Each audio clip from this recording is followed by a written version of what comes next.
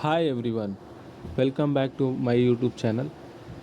तो आज के वीडियो में हम लोग आईएमआई नोएडा का जीपी रेटिंग के लिए एलिजिबिलिटी क्राइटेरिया देखेंगे कि एलिजिबिलिटी क्राइटेरिया जीपी रेटिंग का क्या है, क्योंकि सारे कॉलेज में जीपी रेटिंग का क्राइटेरिया सेम है।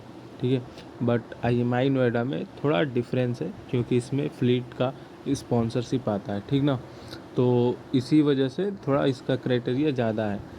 तो आज की वीडियो में हम लोग क्राइटेरिया देखेंगे। ठीक, नेक्स्ट वीडियो किस चीज़ का चाहिए कमेंट कर देना। ठीक ना, तो चलो वीडियो शुरू करते हैं। हम लोग जो है आईएमआई के ऑफिशियल वेबसाइट पे हैं, तो इसको थोड़ा स्क्रॉल करेंगे। ये हमने जीपी वाला कॉलम ओपन कर लिया है, ठीक ना, पहले से ही, ताकि वीडियो लंबा ना हो। और यहाँ पे कुछ चीज़ें दी हुई हैं, जैसे कि ये 6 मंथ का कोर्स होता है। ये 6 मंथ का कोर्स होता है। ये अभी जनवरी बैच के लिए फॉर्म इसका अभी निकल चुका है, तो जिसको फिल करना हो वो फिल कर सकता है, लिंक डिस्क्रिप्शन में मिल जाएगा। ठीक ना, और इसका सेंटर जो है वो मतलब ये है अभी ग्रेटर नोएडा में ही है। ठीक ना, तो चलो हम लोग एजुकेशन क्वालिफ़िकेशन देखते हैं क्या है एलिजिबिलिटी क्राइटेरिया। तो यहाँ पे देखो कुछ चीज़ें दी हुई हैं। जैसे पहला एजुकेशन क्वालिफ़िकेशन दिया हुआ है, आप मिनिमम 10th पास होने चाहिए, 12th और ग्रेजुएट होने चाहिए, मतलब 10th मिनिमम पास होने चाहिए। ठीक ना, not more than 2 year difference between 10th 12th exam passing year. ठीक ना, तो 2 साल से ज़्यादा का गैप नहीं होना चाहिए 10th और 12th के बीच में।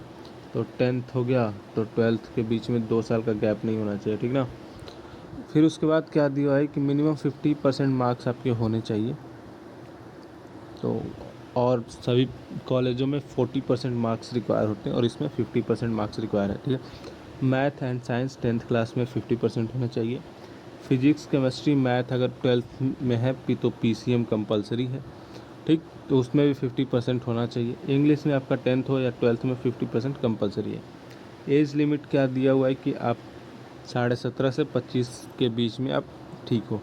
ठीक ना, फिर उसके बाद एलिजिबिलिटी नोट्स भी दिया हुआ है कि जो इम्प्रूवमेंट एग्ज़ाम के रिज़ल्ट जिसके पास है, जो भी मतलब 10th में इम्प्रूवमेंट दिया है कि आपके मार्क्स थोड़े इंक्रीज़ हो जाए, और 12th में आप इम्प्रूवमेंट दिए हो मार्क्स इंक्रीज़ करने के लिए, तो वो एलिजिबल नहीं है। ठीक ना, और एनआईओएस वाले भी एलिजिबल नहीं है, ओपन बोर्ड डिस्टेंस लर्निंग ये सब एलिजिबल नहीं है। तो अभी तक आई होप यहाँ तक की बात समझ में आ गई होगी। तो थोड़ा ऊपर करके देखते हैं और इनकी एलिजिबिलिटी क्राइटेरिया क्या है। तो यहाँ पे देखो 4th पॉइंट में क्या दिया है कि फिजिकल क्राइटेरिया है। हाइट जो है वो आपके पास मिनिमम 157 सेंटीमीटर होना चाहिए।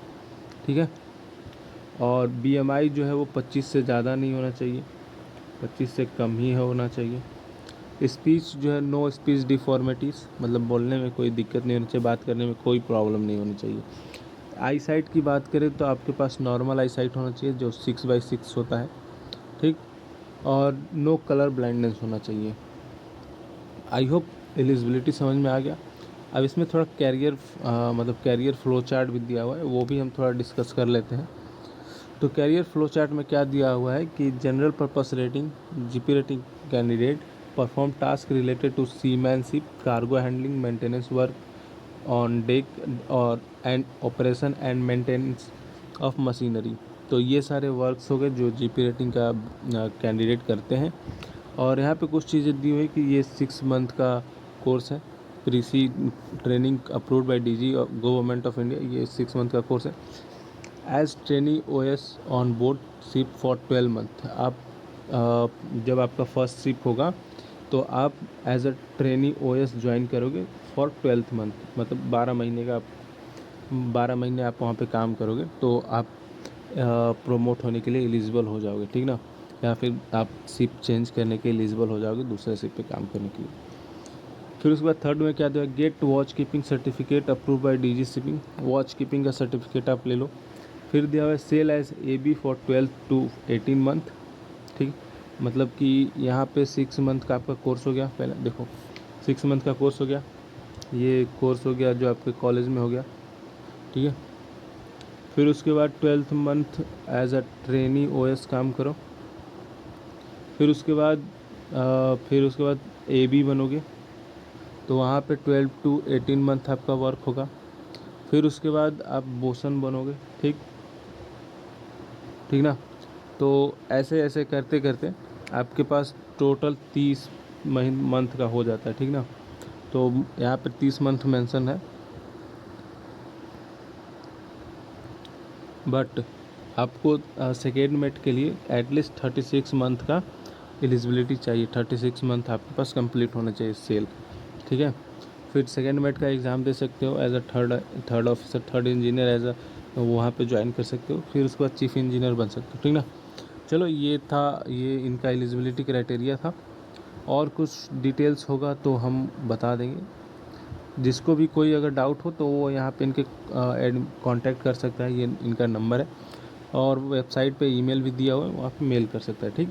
बाकी कोई इससे रिलेटेड डाउट हो तो वो हमको कमेंट कर दो, हम उसका रिप्लाई कर देंगे। तो थैंक यू सो मच।